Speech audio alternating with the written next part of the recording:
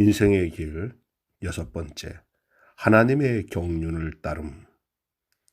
창조자 하나님에게는 그분의 영원한 목적이 있고 그 목적을 성취하기 위한 경륜이 있습니다. 하나님은 만유를 창조하실 때 그분 자신을 나타낼 절대적인 목적이 있었기 때문에 그 목적을 성취할 수 있는 절대적인 방법도 가지고 있었습니다. 첫째로 사람을 자기의 형상을 따라 자기 모양대로 지으셨습니다. 그 형상과 모양은 이거나 저거나 다 나타낼 수 있는 것이 아니라 절대적으로 그 실제밖에는 나타낼 수 없어야 했습니다. 그래서 여러 가지 과정을 거쳐 사람을 지으셨고 보시기에 심히 좋았다 하셨습니다. 만유를 지으셨을 때마다 보기에 좋다 하셨으나 사람을 지으실 때야 비로소 심히 좋다 하신 것은 그 형상과 모양이 자신만을 나타내기에 절대적이었기 때문입니다. 지금 인간들은 피차간 보기에 이런 모습을 볼 수 없고 하나님의 형상과 모양이라는 것을 발견할 수 없는데 이것은 인간이 피차 타락했기 때문이라서만이 아니라 하나님의 그 형상과 모양을 본 일이 없기 때문이기도 한 것입니다.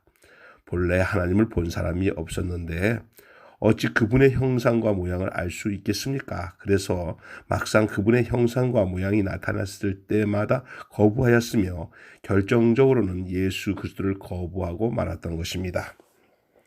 그러나 사도들은 보았습니다. 그들이 보았던 바 하나님의 형상과 모양인 사람은 다름 아닌 예수 그분이었고 그분은 외관상 우리와 똑같았으며 그의 운명도 우리의 운명과 한치도 다르지 않았던 것이었습니다. 이로 보건대 그 형상과 모양을 보지 못했던 예나 오늘이나 사람들은 그 형상과 모양을 천사에게서 찾고 있었고 지금도 그런 것입니다. 하나님의 형상을 따라 그의 모양대로 지어진 사람은 천사가 아닙니다. 하늘을 날며 무엇이나 다 할 수 있는 신적인 모습이 아니라 예수 그분에게서 본 대로 우리 누구나 만질 수 있고 심지어는 때릴 수도 있으며 십자가에 매달아 죽일 수도 있는 바로 그런 존재라는 것입니다. 그는 사람에게 경배를 받기도 하였고 무시와 조롱을 받기도 하였으며 배신과 죽음을 당하기도 하였습니다. 그는 일부러 그렇게 하신 것이 아니며 거짓으로 눈가림으로 요술쇼를 부린 것도 아닙니다. 그렇게 할 수밖에 없는 사람이었던 것입니다. 우리가 하나님 그분의 목적을 위해 그의 경륜을 따르려면 이 점에서 솔직하고 진실해야 합니다. 혹시라도 불경죄를 지을까 해서 예수 그분을 종교적으로 그럴듯하게 각색한다면 하나님의 경륜은 왜곡되고 맙니다. 그리고 그렇게 각색된 예수를 따른다면 하나님의 경륜을 따르는 것이 아니라 사단과 세상의 목적을 따르는 결과로 전락하고 말 것입니다. 기독교의 오늘 문제가 여기에 있습니다. 하나님의 본체의 형상이란 그 예수 그리스도를希腊의 로마를 거쳐 서구 문화와 종교적 관념과 신앙으로 각색의 각색을 다하여서 신도 아니고 인간도 아닌 우주적 돌연변이로 만들어 놓고 사람들에게 경배를 유도하고 있다는 것입니다.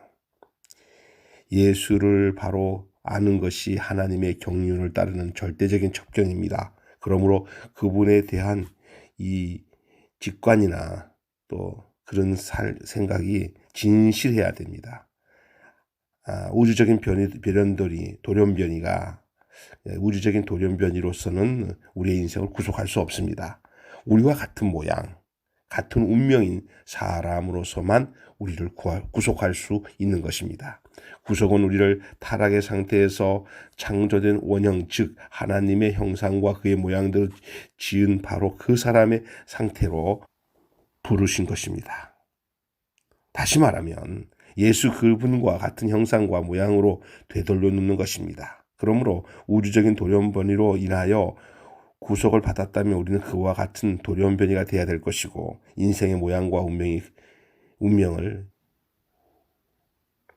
축복의 인생을 살려면 하나님의 경륜을 따라야 합니다. 그러려면 돌연변이를 따라서는 안 됩니다. 정상적인 사람, 우주 안에서 가장 완전하고 정상적인 사람인 예수를 따라야 하는 것입니다.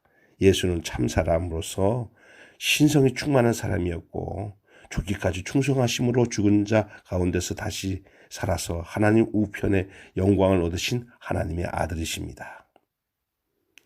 주님을 찬양합니다. 샬롬.